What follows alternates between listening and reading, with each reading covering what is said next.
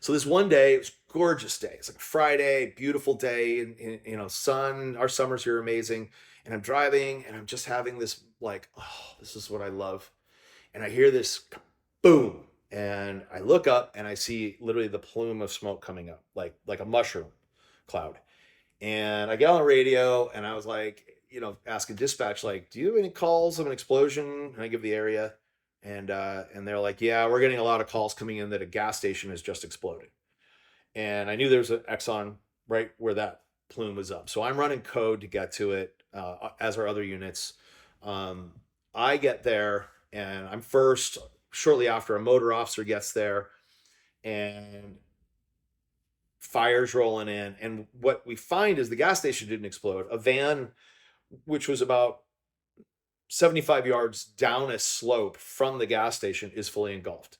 And there are people all who were crawling out of the van as I was arriving, all engulfed in flames. So, we go over, we're trying to get the, crowd back, start triaging, get these people, from burning. And there were so many units and so much fire had gotten there. And I was the boss. So, I was like, all right, let the troops handle it, just stand back. So I'm on the back side, letting the guys work the problem. And this one citizen comes up, and he taps me on the shoulder, and he says, hey, you have another, I don't think you know it, but you have another patient in the convenience store of the Exxon. And I'm thinking, okay, he can't be that bad, because he would have had to have gone 70 yards uphill to get in there. What I didn't know was that van had been in the gas station and had rolled down after the explosion. So he was actually this guy who was filling the carburetor with gasoline, and it was an Econo van or Ford van. So it's the one with the engine's inside and outside of the front of the vehicle. And the canopy was off because they stalled. And their genius idea was to pour gasoline straight into the carburetor, which is highly igniting, right? So that goes off, and this guy's takes the worst of it. He's actually not the least, he's the worst. But I'm like, I'll go handle it. They're busy. I go in there, and this guy is so severely burned that his clothes have melted into him. And he's obviously in extreme pain. So he's trying to strip the clothes off of his arm. And I just instinctively grabbed his arm to try to stop it. And that's when his arm comes off in my hands. Um, and he dies. Not quickly, but I get on the radio, and I'm like, I need aid up here, like, now. And then, but I mean, at the end of it, I actually walk out, and my wife, was not my wife at the time, is outside with other officers, and she and I had been co-workers for a long time, 18 plus years. And she's looking at me, and she's just like, something's not right. And she's like, are you okay? And I was like, of course I do, the cop. Yeah, I'm good. Um, Despite all of the, like, she and another officer kept pressing me, another supervisor kept pressing me, like, you don't look good. And I was like, no, I'm good. I'm good. I was, there was no debrief of us. Fire had a full debrief, critical incident debrief. Police did none of that.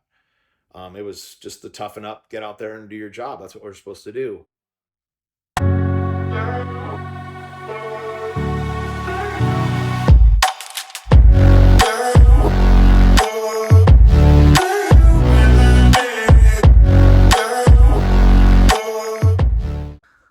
Okay, can you introduce yourself for me, please? John Manning. Okay, John, and can you tell me, was there anything, well, tell me a little bit about yourself growing up, and was there anything growing up that led you into law enforcement? Sure.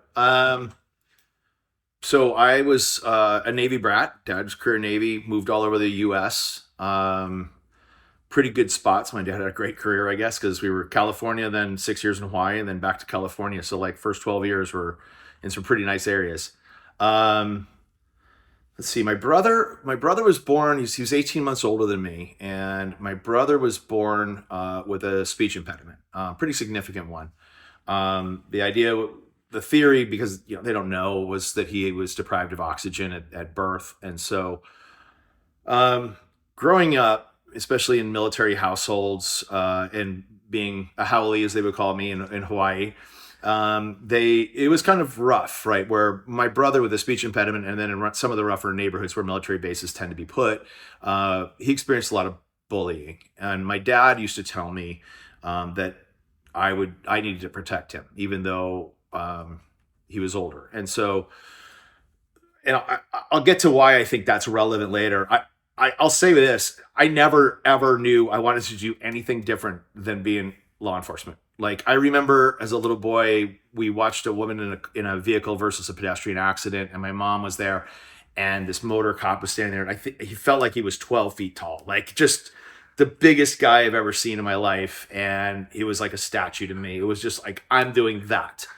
And I think as my life forms into this, career of law enforcement and looking back on in hindsight, I think being a protector of my brother creates a rescuer in me. Like, I hate bullies.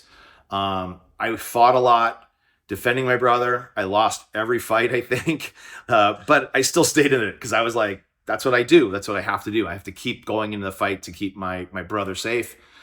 And so, I find it ironic when I look back that my brother becomes a computer programmer.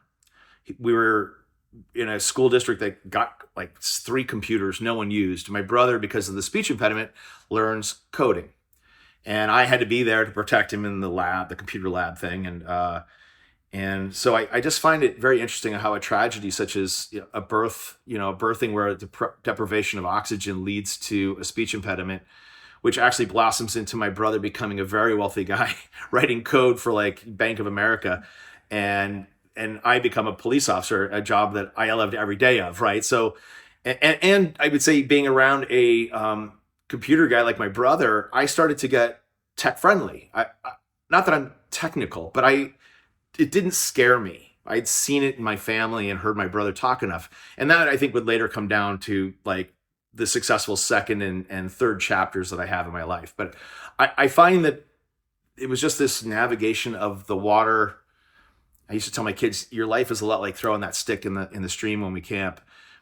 This stick just goes and it stops, and then it moves on to the next, and then it goes. Like, we think we're more in control of our lives or have more influence in it, and I think we're actually a byproduct of how our lives are flowing through that river.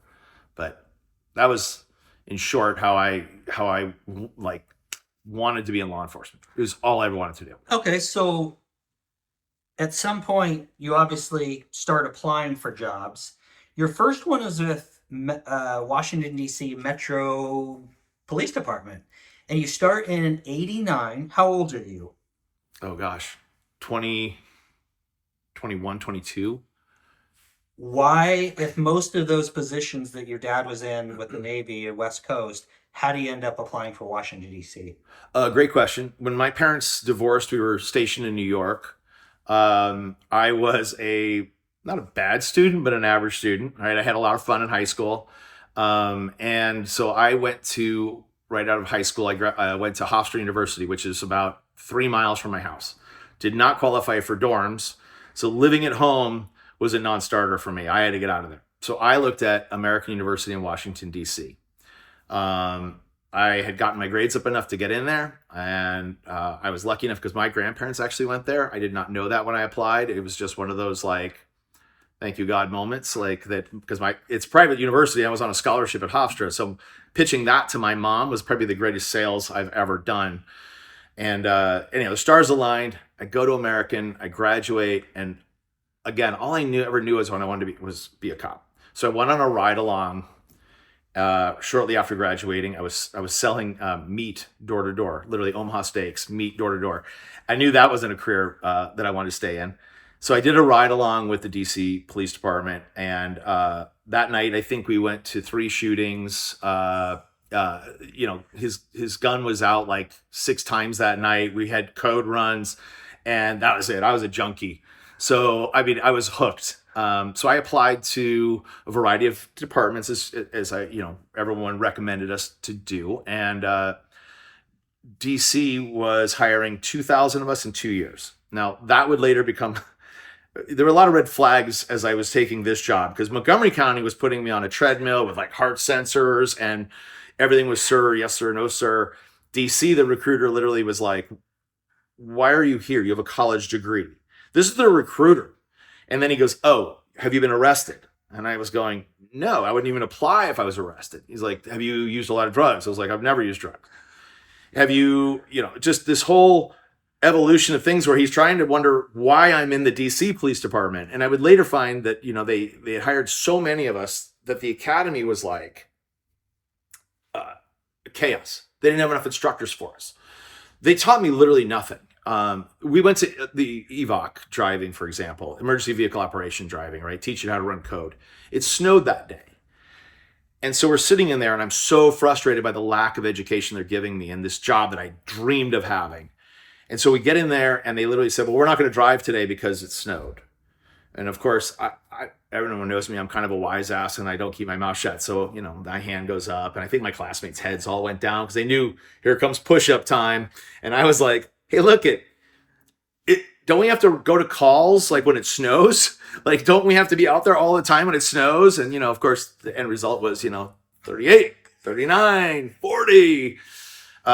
They didn't know what to do with us to the point where they just PT'd us. They ran us into the ground. I ran a marathon a day, I swear. We did so many sit-ups on the mat that like people were having abscesses and cuts and wounds on our backs. Push-ups so you couldn't do anymore. I couldn't eat enough calories. It was just that was all I learned. We went to the range one time in the entire 6 months. One time, 1 week. We shot 3 of the days. And in 5 years there, I never, ever went back to qualify to shoot or practice. Not once. Wow. I had to go do it on my own. It was, if you think of your DC history, right? So this is the, 89 to 94. We had Marion Barry smoking crack. We were murder capital of the world. I had received, I call it a wartime promotion. I went to narcotics after 2 years. And back then in the East Coast, you were a rookie in your first 5. And so I go to a narcotics unit of 21. I would say 7 of us were honest cops. The rest were absolute corrupt. Stealing drugs, stealing money. And if you ever want to Google the 5D Vice and the Dirty Dozen, most of them went to federal prison. It was so chaotic that at one point I was applying to get out to come to Washington State, and I'd been reporting this corruption. I always told them to their face, like, hey, I'm not going to jail for you or anyone else. And if you're going to do acts of corruption in front of me, the only way to absolve myself of that is to report it to the supervisors. And there actually came a time where we went into the gym. I go to the gym to work out, and I'm in there, and it's one of these prison-like moments where I'm benching, and suddenly they're all around me, all of these guys who were just dirty. And I just knew there's an ass kicking about to happen here. And there's no way I'm going to win this fight. I'm just going to take it. So I just stopped and I was like, I said, fellas, let me just say one thing. I said, I think I know why you're here. And I said, I just want to point out one thing. I have been transparent in telling you that if you do acts of corruption in front of me, I will report it. If you beat my ass in here, someone might care. They don't seem to care when I report it. They don't give a shit. They just keep going on. No one gives a shit. They go, good job, John, get back to work. But if you do this in a station house, beating up another cop inside our gym, someone actually might care. And they all looked at each other and they went, kind of had a point. And they walked out.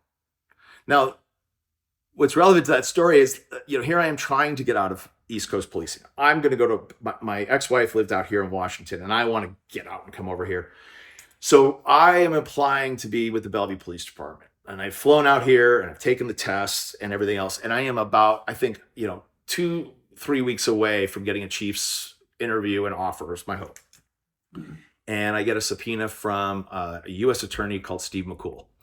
Steve, I had worked a homicide case with him where he pulled narcs out, and he specifically said, I need good narcs to come over and help recover jewelry from a very public. It was actually internationally filmed. These guys go into the jewelry store and they execute everyone in it. And it's one of those early camera days. So the surveillance camera picks up the whole homicide, multiple homicide, the entire family. Buzz themselves out and within weeks they were all captured, but he had none of the jewelry, none of the evidence. So long story short, he and I had a relationship.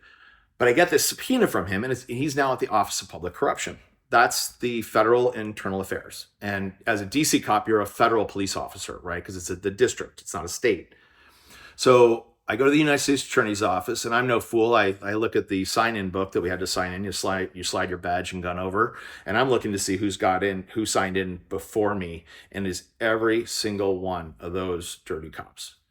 And I thought, just missed that window of getting out of the shithole by weeks, and they're about to arrest me. And I go in there, and there's two FBI agents in the office, and they go, I walked in and I go, Steve, do I need an attorney?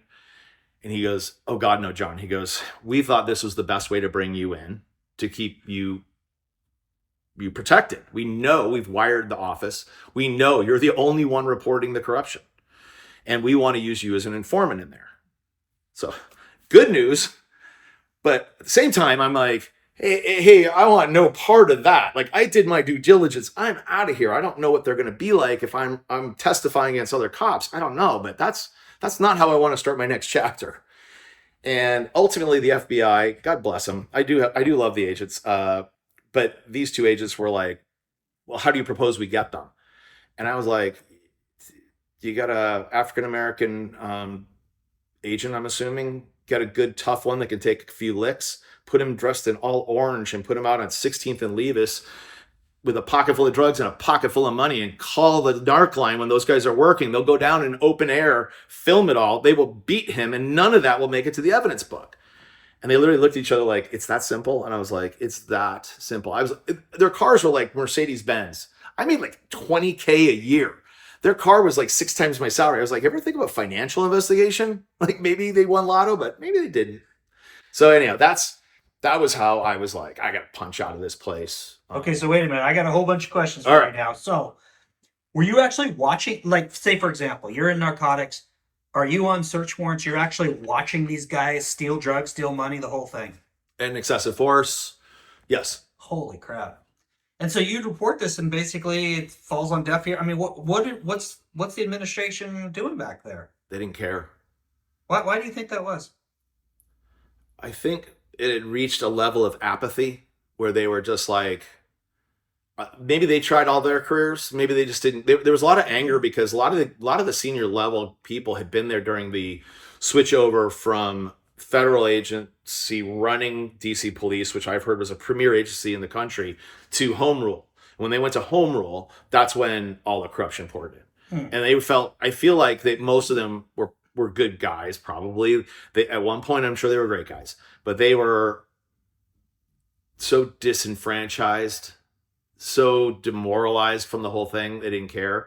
I mean, I know good guys that, like, someone like, I only know one guy that actually escaped there and went and became an FBI agent. Like, I know some guys that are still there and they've survived it all, but I kind of lost my train of thought. But I was just thinking, like, I lost my train of thought. Oh, I was just asking you about why you think that the administration didn't care. Yeah, I just think it was I think it was apathy. I think they had just been burned out. Like, oh, I remember what I was going to say was they at one point were like, F them, meaning the citizens, right? Like, they don't appreciate us. They don't do anything for us. And so, oops, I touched that. So I told him, I go, I don't even like us. Like, we're in the paper in a negative way every day. I don't even like us. Why would we expect them to like us? We're literally people getting arrested in roll calls on a weekly basis. I mean, it was such a dumpster fire. This actually was in the Washington Post, where a guy got his acceptance letter into the police department, into the academy, while he was sitting in Lorton jail. It was crazy town. It was just absolutely crazy town. My wife, who's also law enforcement, just absolutely hates to hear these stories because she grew up and has been a police officer on the West Coast, and it's very different here than it was in DC in that time. And she's just like, I don't like to hear those stories. It just makes me feel sad. Okay, let me ask you some questions here. First of all, you're 21-ish when you start, 89. So if there's no training going on, how do you learn the job? Once you graduate from whatever, how do you learn the job? You talk about a duck out of water too. I had never been in a ghetto at least I've been in some poverty areas, but nothing like what DC was at the time. I'm a white male, clearly, and I'm working in a demographic which is almost completely African American in a department that's probably 90% African American. So when I tried to relate to some of my coworkers, we just came from such different worlds that it was very polarized, um, very difficult to relate to them, and for them to relate to me. Um, so I found a few senior officers, and I went through a few. I was a pain in the ass to my sergeant. I know if he was here, he'd be like, "Oh, John was a complete pain in the ass," because they wanted me to go to sleep. I was on night shift on a foot beat, and they were like, "We're gonna go sleep at the 7-Eleven," and I was like, "I waited too long to be a cop." So as a rookie probationer officer, I was like, "F this." I would walk out and just walk the street and go look for a bad guy, and I would hook him up. And I just started making arrest after arrest. It wasn't hard. It was much harder being a cop here in Bellevue than it was there. There was such an open air market that you could go and arrest people all the time. So eventually that I think leads me to the wartime promotion of going to narcotics. That and a happenstance with a captain who had heard of my name, probably because I was a pain in the ass and arresting a lot of people. But So let me ask you then, a couple things before we start talking about your narcotics there. Any fear at 21 years old walking the streets of DC? scared out of my mind. How do you deal with that? Out of my mind. How do you deal with that? You just have to, I don't know. I just felt like this was my job. This is all I ever wanted to do. But there were some hardcore moments where, like, I remember my first arrest. So it was a domestic. We had the domestic violence laws had already come into play. They were rather new, but a mandatory arrest if a crime has been committed. So I go and I knock on the door, and this is HUD housing, right? So Section 8 housing, steel doors like this, I mean, it's just, poverty beyond poverty. And I go and we go inside, and this officer's name was JT. He was a senior officer, he was supposed to be my training officer, laziest guy I've ever worked with or one of. And we're there, and this woman is beat. I mean, just absolutely abused. The dude is like 6'1", prison buff. There's a 13-year-old who I go over, maybe even younger. I go over to try to relate to him, and I was like, "How are you doing?" And that kid, stared through me like, "I don't even know who you think you're talking to. Like, I would rather shoot you than talk to you." And I thought, "Oh, this kid's ruined too. Like, this is just so frustrating for me." So I was like, and he's like, "You done? Let's go." And I'm thinking, so we walk out, we go out all the way out to the patrol car. We sit in the car, and I'm driving because I'm the rookie, right? And I just looked at him and I was like, I don't understand. Like, that's an assault. He has beat her, and we're walking away. And he goes, "You want to arrest her? You want to arrest him? Go arrest him." Got out of the car, walked right up to that door, and I thought, I'll have to shoot him. He's so big.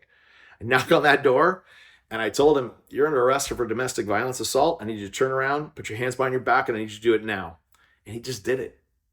And suddenly I was like, you know what? Sometimes I think if you just have the confidence and maybe they just know, like, yeah, I did this, like they just accepted it. But that was my first arrest I ever made. But why did your training officer, why didn't he hook him up? Why didn't he say, "Hey, John, we're going to hook this guy up"? A big problem in DC at the time, I don't know if this has changed, is that when you arrest somebody, you had to go the next morning to court. So working night shift, you work an 8-hour shift, then you got to go into what they call papering, where you would write up your papers, do these like enormous amount of like 17 copies of your police report, and then you would have first appearance with the AUSA.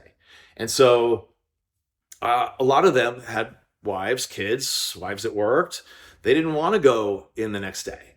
Coming to Bellevue or the Washington State, we were able to issue citations for a lot of these things, and we didn't have to have first appearance. So I really think a lot of it had to do with that. Just laziness? Just laziness, home constraints of where they didn't want to go to court the next day. Now I was a single guy, so for me, going to court meant comp time or vacation time on first appearance. And then if you were just at the scene, you could qualify to go to first appearance. All you had to do was be at the scene. I was very popular in the department because I would always volunteer to go. So they'd be like, "Hey, I got my kids tomorrow. Can you come to my scene so you can handle papering in the morning?" And I was like, "Yep." So I would go there, and I would be up until 2 in the afternoon, run home, get 4 hours sleep, and then go right back to go right back to work. But I was young. I had this passion for the job. It's all I wanted to do. So for me, I just loved it. So narcotics, when you get there, what kind of cases are you working in DC at that time? All street level buy bust. Okay. They didn't care for any depth of it. Like again, I hate to sit there to talk disparagingly, but they just wanted, as they put it, meat on the table, John. How about any undercover? Are you doing any? Yeah, White guy? a little bit. Mostly you were a buyer, and you weren't selling. So every now and then we go out and you'd buy, but the ripoff rate for me being white was huge, right? So we were mostly the enforcers that we would roll in. Um, you know, literally. The department was so poor. I drove my own police car. I had to buy my own police car. I bought it off a sergeant who went to internal affairs to drive my Chevy Caprice with my own little bubble light and a portable radio to go. Wait a minute. You had to buy your own. Is that narcotics, or is that your just in general your own police car? In narcotics. Okay. So they said they only had like 3 cars in narcotics, and they didn't seize anything. I used to try to educate them to like, hey, we could be forfeiting cars, we could do seizures, and we could own homes. Like, and the answer was just go make arrests, get numbers, and go home. That's all we want out of you. And if I didn't want to go to narcotics, because narcotics was a pay raise, so you made so many cases and had so many trials that it was considered like the highest paying job in the department. Not because it was corrupt, although I could tell you about the other guys, I'm sure made way more money than me, but I just made enough in court that you want to stay in patrol, stay in patrol. But if you come here, you got to buy a police car. So I went and bought a Chevy Caprice because I was like, well, I'm going to be on the enforcement side. And again, I bought it from a sergeant in internal affairs. Yeah. Like, it wasn't like they didn't know this. Can you imagine my insurance company if they found out I was in pursuits in my own police car? I just still to this day laugh at how like absolutely insane it was. Okay, before we talk about you going to Bellevue, tell me, because I'm always curious about this, and so far I haven't had anybody that's had this experience. So maybe you can answer this. What was your impression, or what is your opinion of the difference between West Coast policing and East Coast policing? Night and day. In what way now? Salary alone, I made more than my lieutenant. So 2 ranks up, I made more than my lieutenant as a lateral officer, but not top step. So right off the bat, your salary.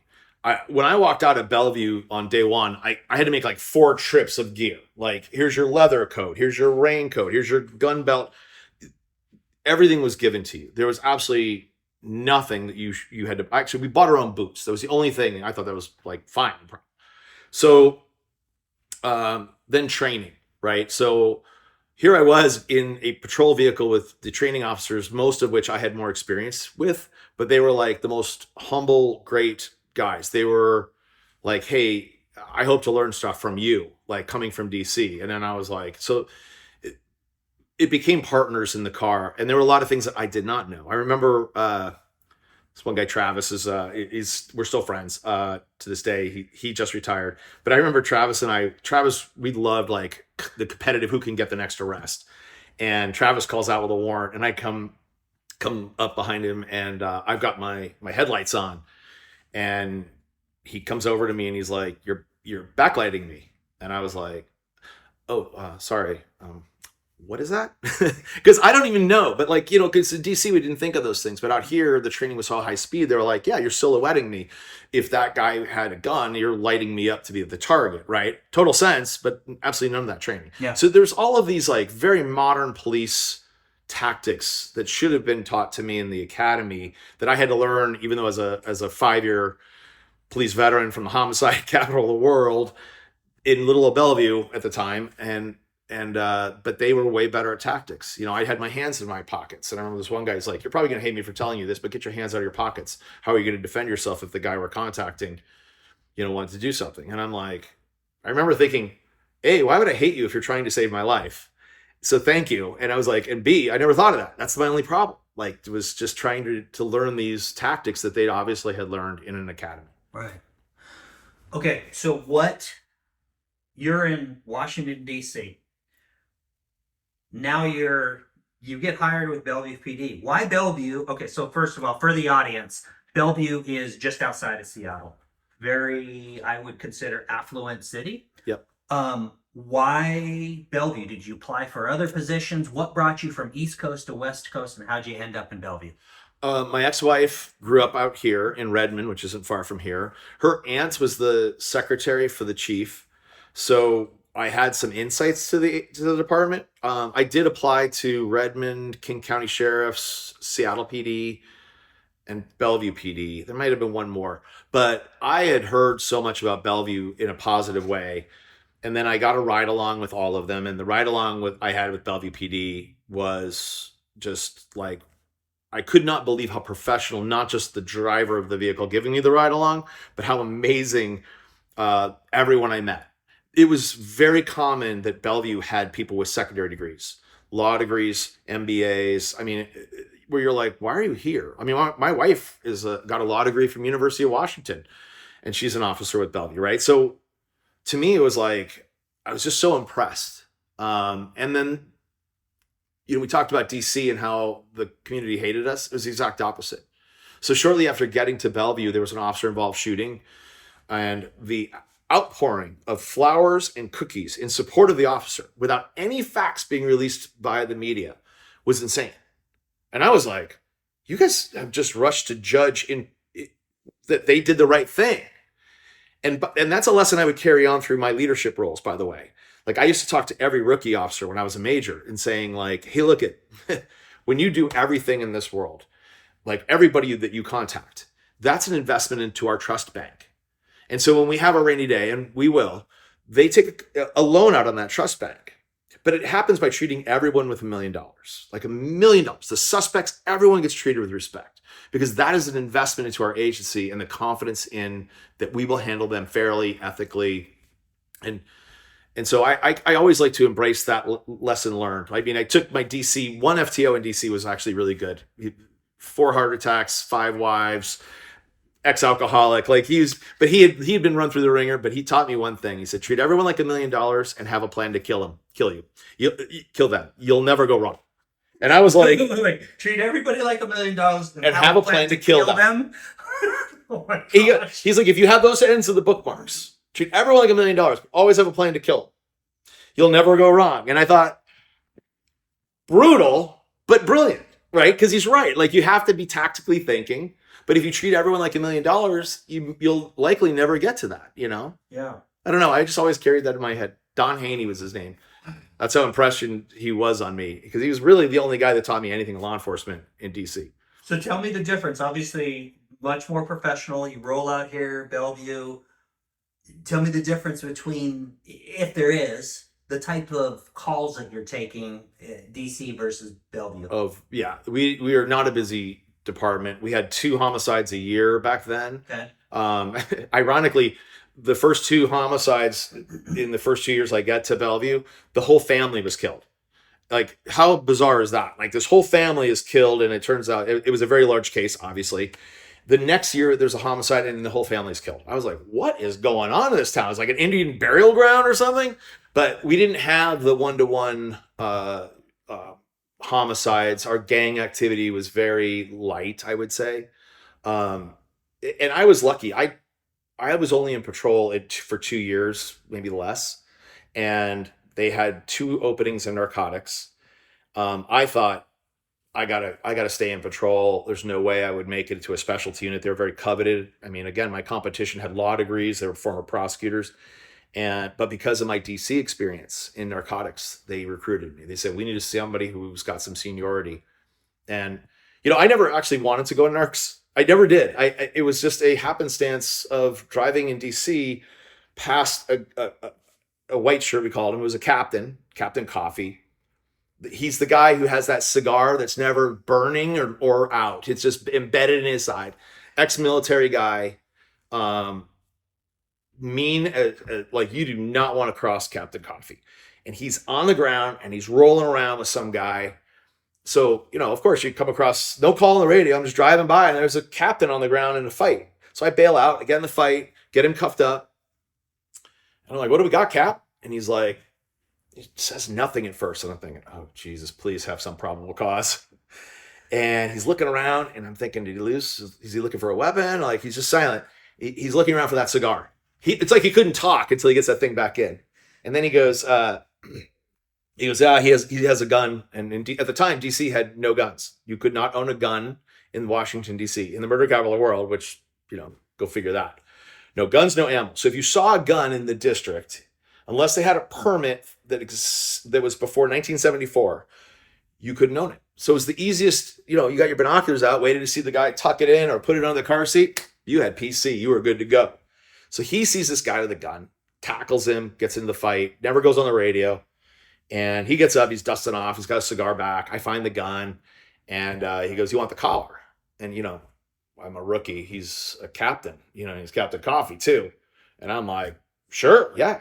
And then he goes, "Okay." And he goes, "What's your name?" And he goes, "Oh, Manning." And he goes, "I've heard about you." And they called us Blue Flamers, right? The guys that they couldn't turn us off. And so he goes, "You want to go to Narcotics?" Yeah. Okay. I'm thinking, like, do you say no? Like, I don't even know. So I went, "Okay." And he goes, "You start tomorrow." So I go into the narcotics unit. This getting back in DC. I'm pounding on the narc door because I was just thinking they got to be in there, but it's so secretive and it's a big metal door. And it's 9 o'clock now, and I got no answer. I don't know where anybody is. They're out in the field. There's no memo. There's no start at this time. No transition. So I decide I'll just throw on my uniform and work my shift. So I go in, put on my uniform, go into shift briefing. We used to do the stand. Everybody stands there with your nightstick, and they would talk about the last 24 hours of crime. Waste of time. And all of a sudden, Lieutenant Loney comes in. Now, we called him Looney because he was nuts. And he comes in and he goes, "Who the fuck is Manning?" And that's when you know, oh, this is just going to sting. It's just going to hurt.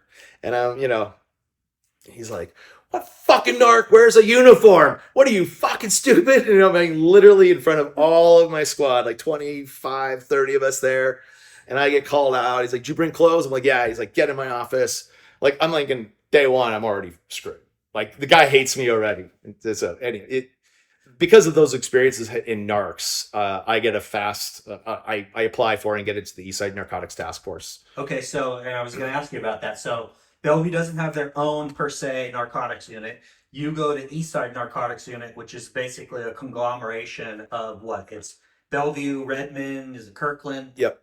Anything else? Issaquah, Issaquah. Mercer Island. Okay. What type of cases are you working on?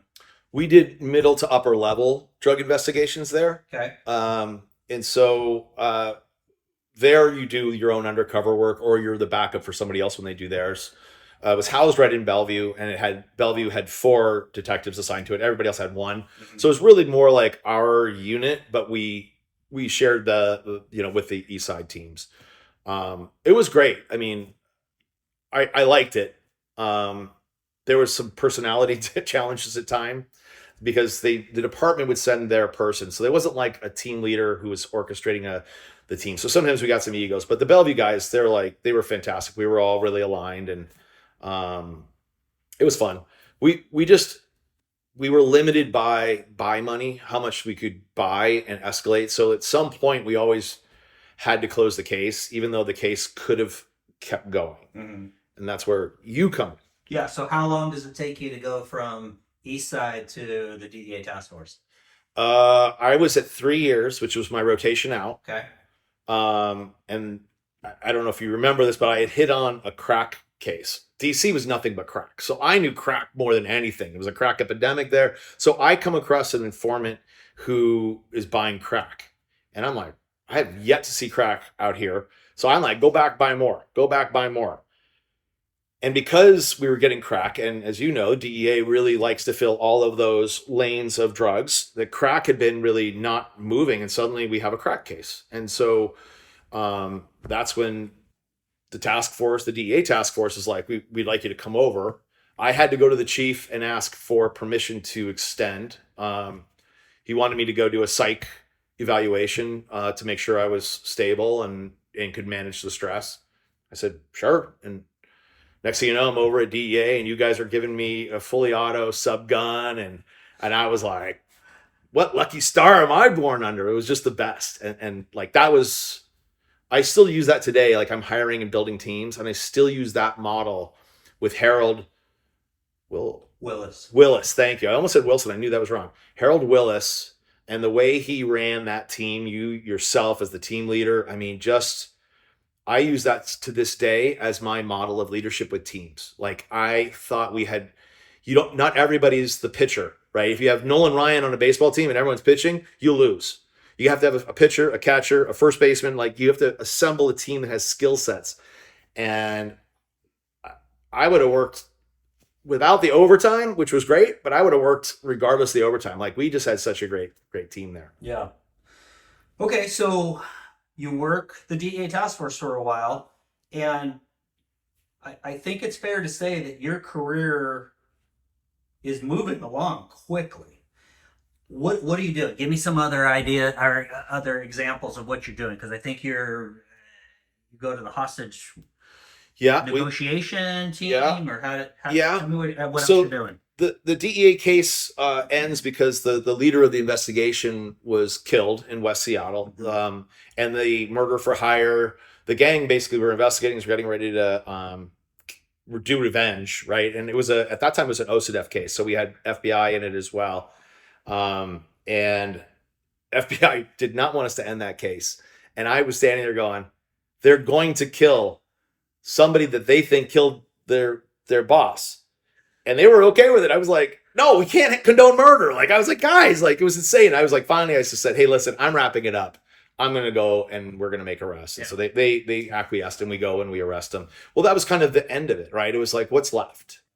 My ex-wife was pregnant, and she'd always requested like, hey, when I have kids, I'd like you to get out of this narcs world. And I was like, totally. So I go back to patrol.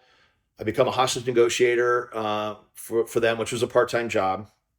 And then I promoted quickly to corporal, which is sort of like under the sergeant. You're like acting supervisor at times. And then I promoted to lieutenant. For us at the time was a first line supervisor. They now use sergeants, but it was a contractual thing with a union years before I got there. So I was a lieutenant, and then I jumped over from negotiators to, as I lovingly refer to them, the knuckle draggers, my SWAT team. They needed a lieutenant. They had one. They wanted two lieutenants on it, so they asked me to join, and I was like, yeah. So I had to drop a lot of weight and get back into shape and do all the physical stuff. How's the SWAT team for Bellevue? Is it what kind of calls are you? I mean, as a general rule, you're certainly not doing what you were doing in DC, but what kind of calls are a SWAT team here doing? We averaged two call outs a month, and now I would say at least 50% of those were warrant service for detectives.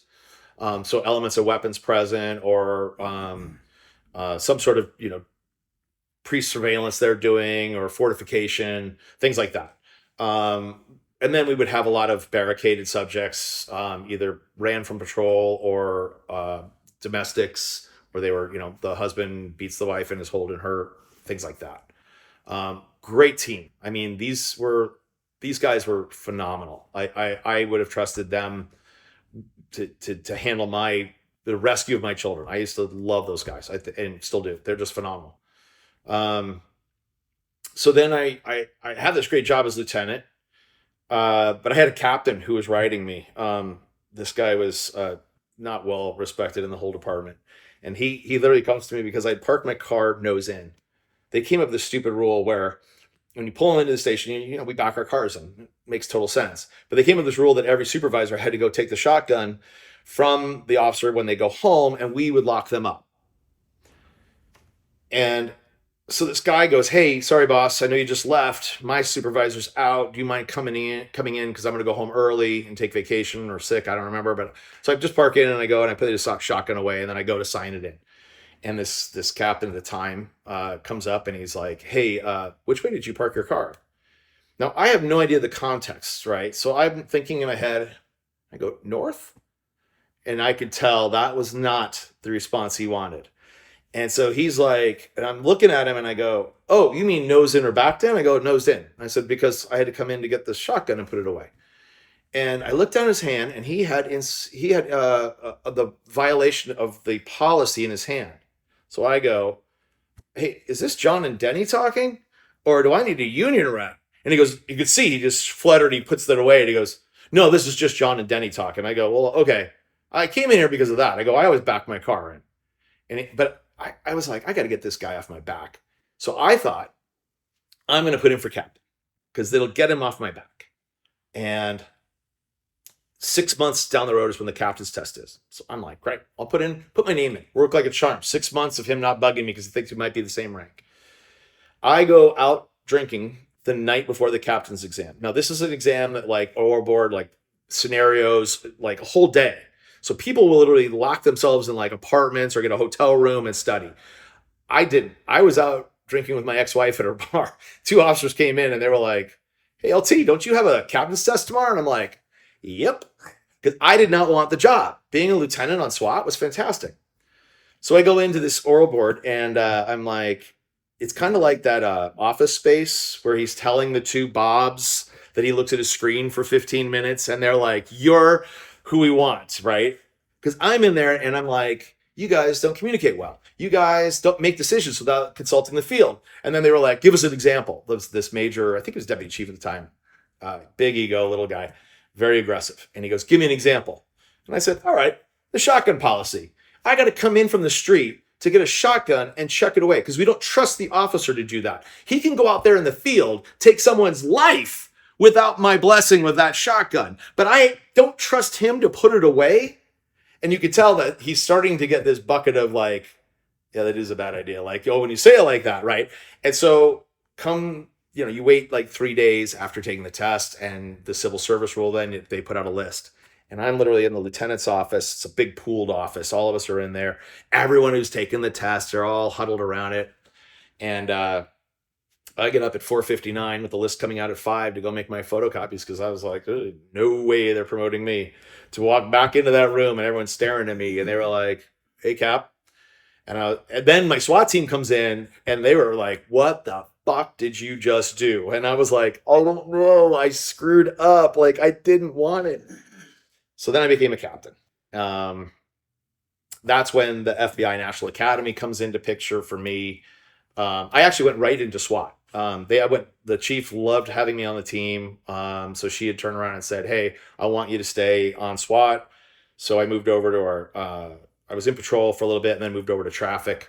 But I still had the SWAT stuff and it was great. So let's talk a little bit about the FBI National Academy because I haven't had anybody that I've talked to yet to talk about that. Explain what that is. So if you explain it from the FBI advertisement, they'll tell you it's the West Point of law enforcement. I think that's a little grandiose, but it was a fantastic program. So you go to, pardon me, I'm going to take a drink. Yeah. You go to Quantico, Marine Base Quantico in Virginia. It's a very surreal day when you pull in because there's some 18-year-old with a big machine gun and they're checking your ID. You drive, I mean, you know this better than I because DEA is right there and the FBI Academy is right there. And the whole time I'm thinking, what do I get myself into? But it's really like our MBA as police administrators. There's a PT element for sure.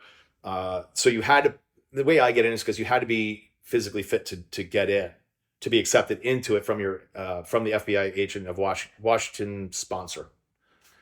And the guy ahead of me who was supposed to go fails the PT test. And so because I'd been in SWAT and was working out all the time, I qualified right off the bat and I was gone. Now I had a window of, I had to tell them within 24 hours whether I was in or not. My ex-wife was fantastic. She was like, you worked while I got my MBA. This is your MBA, go.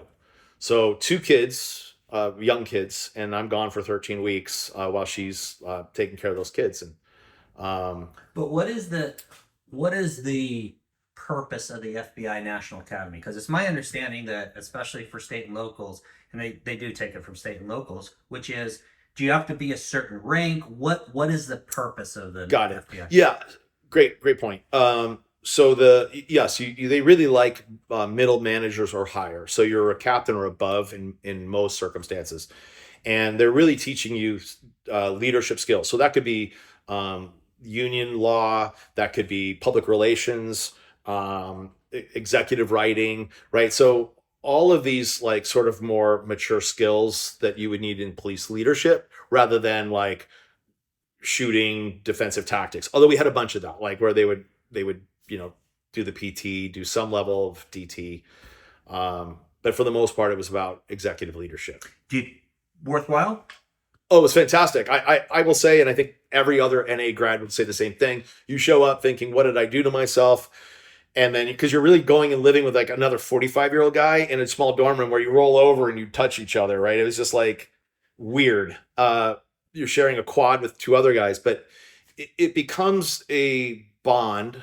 And when you're leaving, it's so bittersweet because you're like, I do want to go home, but you've created a family and you know now you're part of this bigger organization.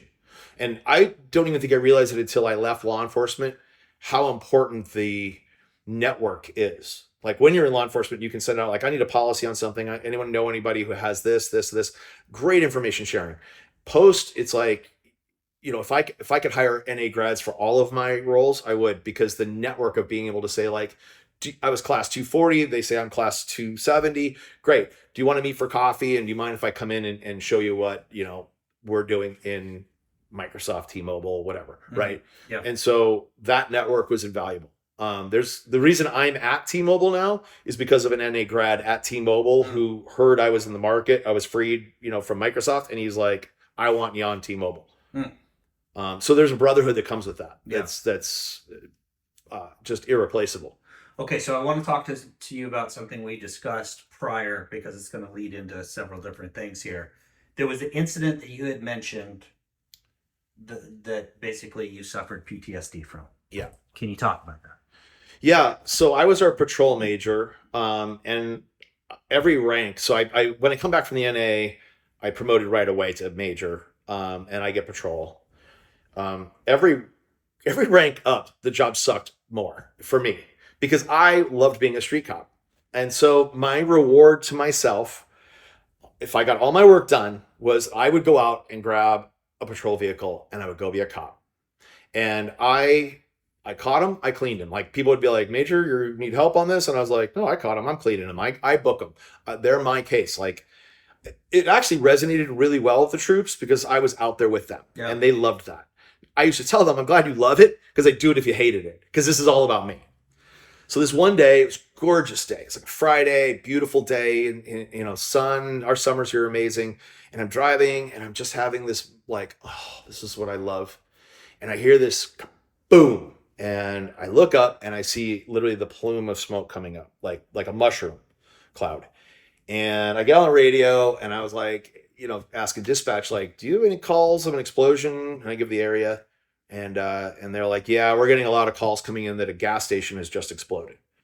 And I knew there was an Exxon right where that plume was up. So I'm running code to get to it, as are other units. I get there and I'm first. Shortly after, a motor officer gets there and fire's rolling in. And what we find is the gas station didn't explode. A van, which was about 75 yards down a slope from the gas station, is fully engulfed. And there are people all who were crawling out of the van as I was arriving, all engulfed in flames. So, we go over, we're trying to get the, crowd back, start triaging and get these people, from burning. And there were so many units and so much fire had gotten there. And I was the boss. So, I was like, all right, let the troops handle it, just stand back. So I'm on the back side letting the guys work the problem, and this one citizen comes up and he taps me on the shoulder and he says, hey, you have another, I don't think you know it, but you have another patient in the convenience store of the Exxon. And I'm thinking, okay, he can't be that bad because he would have had to have gone 70 yards uphill to get in there.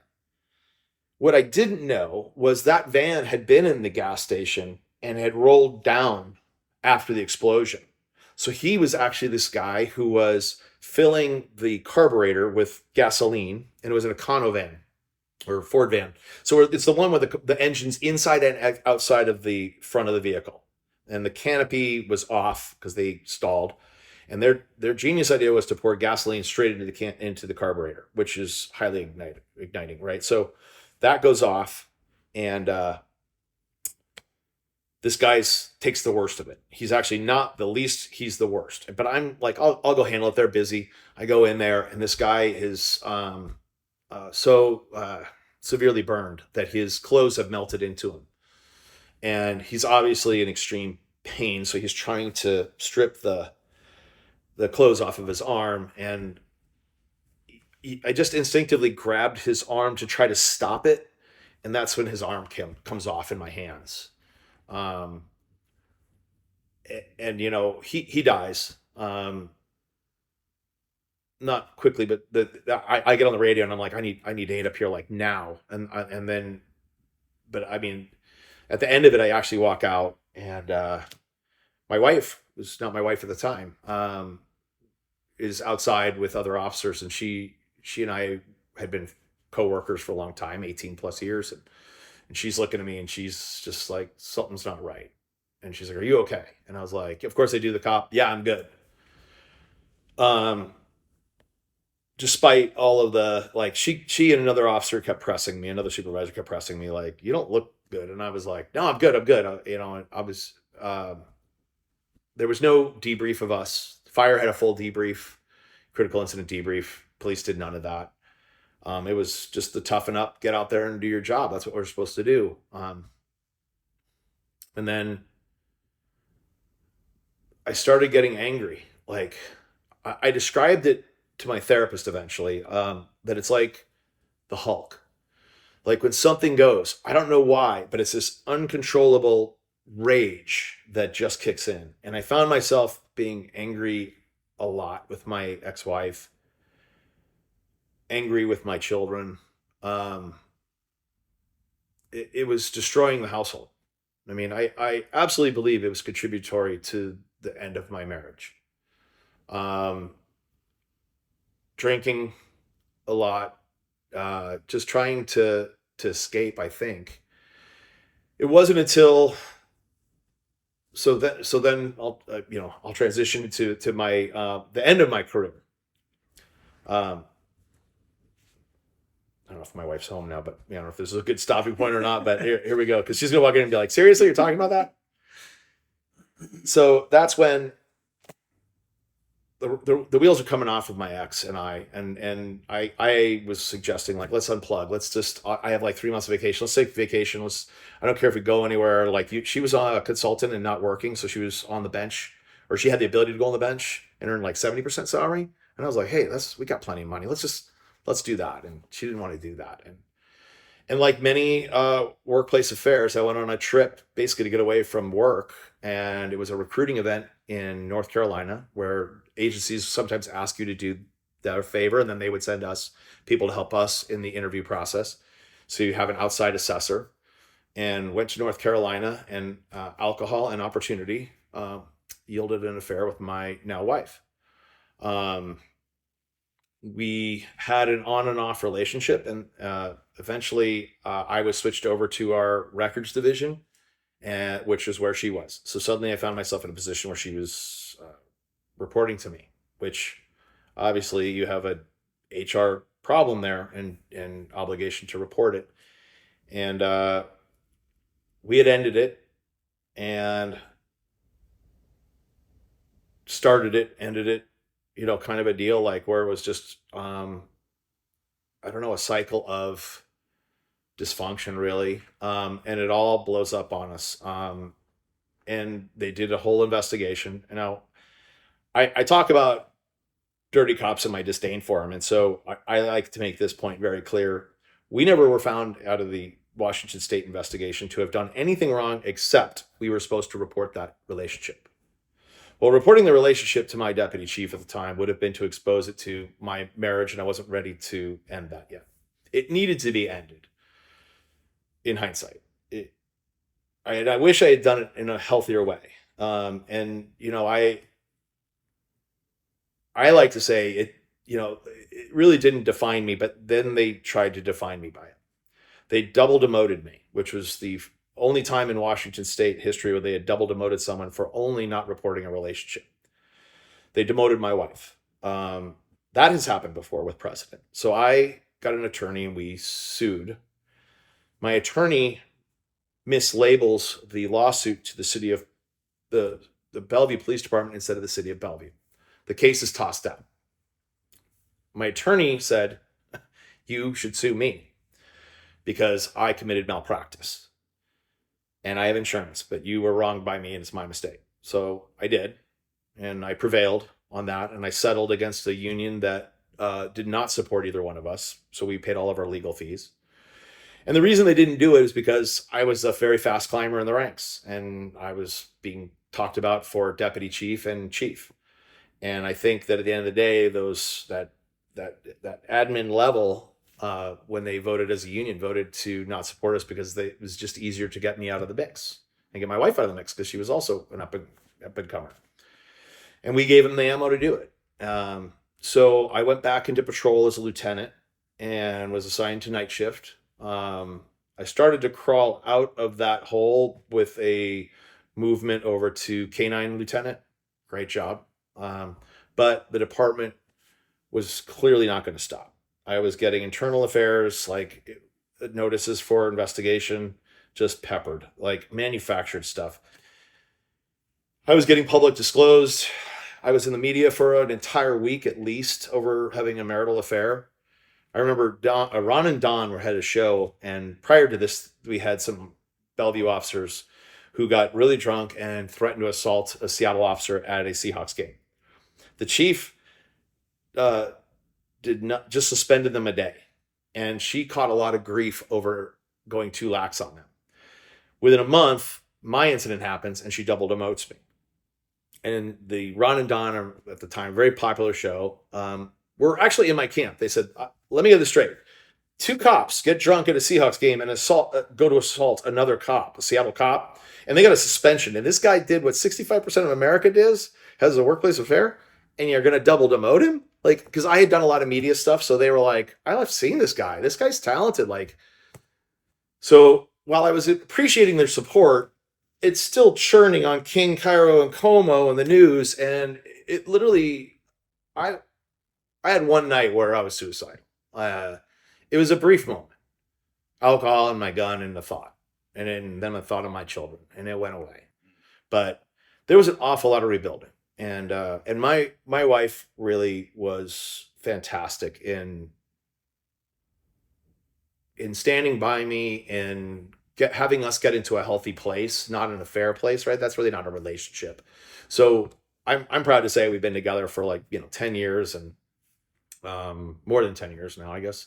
We have this amazing life together, and but at one point, that's when I decided, pulling into the driveway, that I'm done letting the media, I'm done letting the department have access to me. And that was the dividing rod. It was such an easy decision. I couldn't believe how easy it was to leave law enforcement because it's what I'd always wanted to do. And so I decided, no, I'm done. Put in my papers to use sick leave for mental health reasons. I had so much sick leave, it was about 6 months. And in that time, I started doing my work towards my next chapter. The Seattle Mariners were looking for a new director, and I thought, why not? So I put my name in the hat, and I test well. I study. I do a lot of pre work, and besides the captain's test. yeah, except for the cap, which I didn't want. Yes, good call out. I Yeah, so I go in. I took the test, and I had used relationships to be able to get some information on. At the time, it was Safeco Field for the Mariners, and I studied all of the vulnerabilities. And so when they had me this interview, it felt very much like a check the box. We interviewed the guy. They had somebody in their mind, and as they were doing it, I was like, "Well, I know you have this vulnerability. I know you have this vulnerability, and you have this. These are things that would keep me up at night, and I would want to fix right away." And the guy literally goes, "How do you know that?" And I gave him because I'm that good. And he turns and he smiles and he's just like, and I'm like, "I'm not kidding you. Like, I take everything serious. Like, if I'm on SWAT doing something, I go into the weeds and I'm going to study it." Sorry. So then I realized that they go, "Okay, we're going to have you do the final three candidate interview. Can you come in on this date?" Sorry, I'm still fighting something. I meet Brian Tuskin, who I'd worked with as a detective very briefly at the East Side Narcotics Task Force. Brian had left 15 years at least prior and took a job with Microsoft. And Brian was running a company at the time called Cop to Corporate. He was charging, I think, like $50 an hour. Meet Brian at Azteca, and we sit down, and he red pens my resume. He looks at my LinkedIn. He's like, I got guns and dogs and everything else. He's like, just trashes it. And at the end of it, I'm like, okay, thank you, Brian. At the end of it, I go to write him a check, and he goes, not, don't pay me. And he goes, I have a feeling that this might come back around to help me someday. You do me a favor one day. And I was like, and that's Brian, by the way. Brian, his heart's the biggest heart you've ever seen. Like, I can't say enough about this man. So I go, and at the end of the interview with the Mariners, they said, hey, we got to think this over, but we didn't see you coming, but let's show you your office, and we'll have an offer to you on Monday. And I was like, getting this tour of where my office would be, and I'm thinking, holy cow, this is amazing. I'm going to be the director of security for the Mariners. Come home, and I get a call from Brian. How'd it go? And I was like, great, dude. Thanks to you and all your help and your mentoring, I'm going to be the director of security for the Seattle Mariners. And he goes, I want to steal you away. And I was like, to who? And he goes, to Microsoft. And I'm thinking, what am I going to do at Microsoft? Like, and I go, dude, it's Seattle Mariners. He goes, I know, sexy title. But he goes, have you really thought about this? You're going through a divorce. I had 50-50 custody of my kids. You're trying to get away from shift work. Yes, true. He goes, well, the Mariners is shift work. You're going to work during the day, on the weekends, nights, in the best months of the year. He by the time he was done talking, I was like, it was so clear that I had not thought this through beyond the title. And then he ended with, I know what they pay and I pay more. And so I said, well, what would I do? And he goes, I don't know. And I go, you want me to say yes to a job at Microsoft with no job description? He goes, I just know this, John, I won't let you fail. And on a leap of faith that I've never regretted, I said yes to Microsoft and left the uniform behind. And suddenly I'm in this corporate world. And it was hard. It was a heck of a learning curve. At some point in there, Brian gives up the cop to corporate almost completely. Like, he takes a long pause and he says to me, do you want this business? You could take it as a business. And I said, sure. And at the end of the day, I also could not charge a single human being. So Brian and I said, clearly we suck as businessmen because we can't charge our brothers and sisters wearing the uniform. This is just helping a cop. And so that's when that formulates into a nonprofit of which I'm on the board. And I had done, articles for it and public speaking back at the FBI National Academy conferences. I've been a speaker for them. And really, it's taken on some great traction where I've been able to help, thousands of officers looking at transitioning, and through public speaking and my article, one-to-one, LinkedIn. I can't say no. Brian won't talk to any of them anymore. Brian is more of content, like one-to-many, like we're doing right here. And he does he does tons of it. I hardly do any of that. I do one-to-one stuff. And he's asked me, he's like, why do you do that? I was like, because that's my love language. Talking to cops clearly is what I love. It feels good to be in the community with them. It feels good to be in the dialogue with them. And all of that has really helped me in my role at Microsoft and now at T-Mobile. The successes I have is because I love having that language and speaking about the job, and bringing in the sales is so second, if not tertiary, to the whole process of actually being successful. What's the goal of cop to corporate? We want to help officers understand that they have so much more to offer, right? Military actually has transitional services. So if you're getting out of the Army and you're a tank driver, you go, what do I have to offer, right? And the transitional services would say, well, you operated a team, you had a multi-million-dollar asset, you did it in high stress environments, right? They go through all these things and they help that. We're really doing that for police officers. There's nobody else doing that. It's amazing. In Australia, they do. It's called a Fordham. I met those people, and we've actually collaborated with Fordham on some stuff. Fordham is like a wounded warrior project that started from a soldier, and his buddy was killed in Iraq, and he starts the Australian version of Wounded Warrior, which now has gone global. and we were simultaneously doing. But aside from our two organizations, no one's doing anything like this. That we've, I mean, Googled and looked and nothing. If they do it, they charge for it. Like there's a lot of people who will try to sell insurance as a part of their. I'll talk to you about my transition, and I'm going to pitch you on insurance or being a finance manager or something else. We do it 100% for free. Brian just this year put $250,000 of his own money into this nonprofit that we're running. We have one employee now, and the whole goal is to get cops out of thinking that I have to be a security guard, that I have to be executive protection, right? You can, and those are fine if that's what you want to do.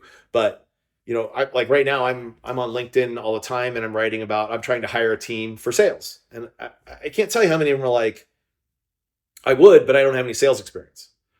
And I'm like, if you wore a uniform, if you were a first responder, especially a law enforcement, 100% you have sales experience. Like from everything from selling a ticket where you get a compliment instead of a complaint, hostage negotiation, undercover drug work. That's an MBA from Harvard in sales, right? Sales is not. If I'm hiring somebody, I don't want to hire somebody who's a car salesman. You lose every time. You win sales because you wore the uniform, which establishes fast trust, right? We know we won't betray the badge. It's not about a dollar for me. I never sold anything like Microsoft to T-Mobile. I would not be in there if I hadn't researched it and knew, no, this is valuable to the community, to that agency, to the jurisdictions, right? So when you go into it with that mindset of like, hey, look, you can do anything you want. And my article, I start with, you can't get what you want until you know what you want, right? So you have to identify. So I advise people, go to Indeed.com. Don't apply for a single job in there because that's like a lotto. Just fill out a lotto ticket and hope you win because they have to go through so many bots and algorithms to get yours to a hiring manager. That's not how you do it. You go in there and you look at different jobs using different searches: police, detective, law enforcement, investigation, loss prevention. Try to look at how the company's language forms the titles. Once you start to learn that, you'll see a pattern. And then I say, like, okay, so now you start networking while you have the badge is the most optimal time, right? I can think of one example in Orlando where I was speaking to the FBI National Academy conference attendees. And this one guy was like, I took some questions and I was like, well, what do you want to do? I want to be a cruise director, security on a cruise, not this cruise director, security guy. And I go, okay, but where are you based at? Miami. Great. You got cruise ships there all the time. What have you done? Like, have you networked? And he's like, well, no. How would I do that? And I go, well, you're a police officer. Maybe go down and talk to the security guards and say, I've always had a question. And this keeps me up at night, so I don't like going on cruises. What would you do if you had an active shooter on a cruise ship? How would you respond? Because you're on your own. Unless SEAL Team 6 is going to airdrop in, you're on your own for a while, right? And I've always thought this is a vulnerability. And so that security director is going to look at you as a resource. Like, hey, I'd love to bring our SWAT team down here and do some drills with you. You literally made that security director look good to his leadership, pointed out a vulnerability to him, brought in assets for training. That is your network. He or she is now your friend. Do that now. Then you start by the way, do you like your job? I'd be interested in doing your job. He's going to know that community and he or she is going to say, hey, I know somebody. Why don't you come with me? Let me do an introduction. It's a good guy. You get hired. Brian taught me all this. You got hired on two parts: your reputation and your network. That's it. I get hired at Microsoft because of Brian, and it's my reputation. When I was on SWAT, we did drills at Microsoft with him. When he asked, Redmond had turned him down, and he called Bellevue, and I was like, 100% I'm there. What do you need? That's networking. That's reputation. So Microsoft in March is laying off. They've been laying off, like they say 10K. It was like 30K. I don't know what the media is counting. They're laying off full divisions. My division gets laid off. And again, I don't really I agree with them. I look at what the decision was from a business standpoint, and as awesome as that job was, and I would love to have retired from there, I couldn't disagree with them. So I'm laid off. Within 2 days, I get a phone call from a recruiter who'd been a guy at Microsoft, a sales team guy, who was like, John's really good. T-Mobile is starting this up. And next thing you know, they're calling me and asking me like, hey, we heard you're available. What did you do at Microsoft? And I think within 12 minutes, I got LinkedIn looks from another FBI National Academy graduate, Craig Martinez, and he's like my next mentor, here at T-Mobile. And that's how fast it happens. Like, and it all comes down to, like, I think my network of helping people with cop to corporate, Yeah.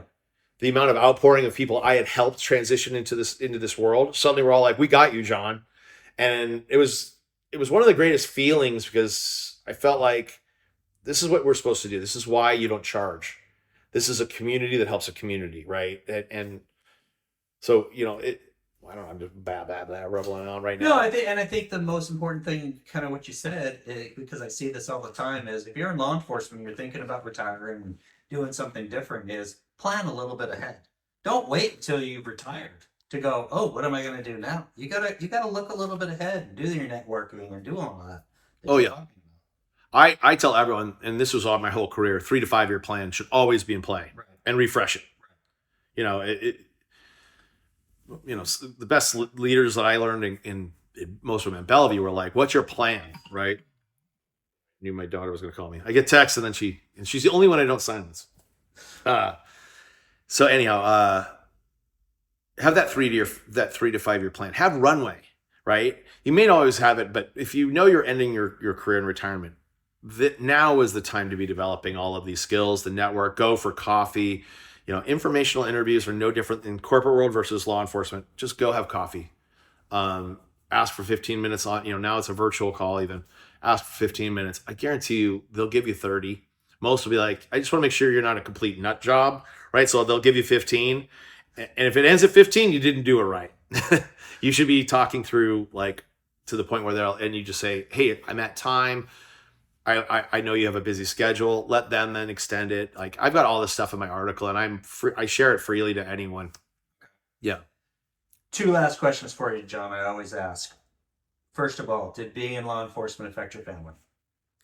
Oh yeah. I mean, well, clearly the divorce and the PTSD. I mean, the loss of a marriage was very, very difficult. Now, I am still I'm good friends with my ex. Like, if I told you what my divorce was like, I got the Willy Wonka ticket of divorces. Like, she's phenomenal. It was like $250 court fee, and that was it. We ended very amicably. We share custody of the kids, and we've never weaponized them. Like, it was just great. If a divorce can be great, this was great. And then marrying into law enforcement, that was a different dynamic. Being married to a cop, my wife, right, and you have to learn certain skills when you're married to a cop. I don't know if maybe this is just me and her, but we would talk like we were in a coffee shop where cops throw each other grief. That's not a good dynamic in marriage. And so we had to go through some counseling to learn how to communicate like partners, husband and wife, not like cops in a Starbucks throwing each other grief. We're not 100%, but I think there adds a little bit of fun to it too. Yeah. And then the kids, right? So the kids have grown up where mom or dad are heroes, and dad shows up at school in his uniform as a little boy, to now with teenagers where it's like nobody wants to come to our house. Like, we built this house for entertainment we got all this stuff for the kids, and they don't want to bring any of their friends over because we're the cops, right? So, there's little things like that, but again, I go back to, I'm that stick in the water. Like, I don't know where it's going to land me next, but it's flowing along. And so far I consider myself truly blessed because I've had a phenomenal police career, even though it ended the way it did. Yeah. I had I don't know what else I would have done there. Like, I feel like, what, chief? That just sounds like another nightmare, right? So I loved it. And then I go to Microsoft. I'm traveling the world, and they are flying me in first class and putting me up in like amazing hotels, and now T-Mobile. All right, John, last question. Being in law enforcement, did it affect the way you see people? Uh, Boy, that's a really good question. I think it does. It more in the, like, I still find myself looking for those oddities, right? Like like if you want to spot a cop these days, it used to be you could look at him and be like, "Oh, the guy used the bathroom, washed his hands before he ate," right? Like, who does that? Cops do that, right? Because we just finished touching a bunch of yucky stuff. And then, standing up, the tuck of the gun. If you want to spot a cop these days, look for a guy carrying 2 phones. They all have them because they don't want to have their work phone, and so every one of them has 2 phones. I see somebody with 2 phones, immediately I'm like, it keyed in. So that's just how I look. Like my ex used to say, you have cop eyes. Like you just can't turn it off. I look at cars as I'm driving, and I'm like, oh my gosh, look at that Statmobile. Like how many warrants are in that car and things like that. But I do believe, like I have an amazing group of friends now, like, and they're just they were supportive through our tough times. They're just wonderful people. And so I do have this like belief that they're such good people. And in fact, maybe the gold standard, or the piece of the biggest value I got from Microsoft was traveling the world. And I mean, India, so you want to see poverty, holy cow. South Africa, in some pretty hot spots. I was in Joburg doing a ride along. What's amazing is how good the rest of the world is. Like, if you believe what you see on that TV screen, you'd think we're hated. You would think everything is destroying itself, it's imploding. The reality is, it's not. Everyone loves Americans. They have been nothing but gracious in every country I've ever been to. So I like to say that you'll always look at it with your cop eyes, but from a heart standpoint, like I actually believe in people. Yeah. I don't look at people like as you're trying to get me or sinister or anything. I think many people are just really nice people. John, thank you for the interview. Yeah, thank you. This was fun down memory lane, even the bad memories. Appreciate it. All right, thanks.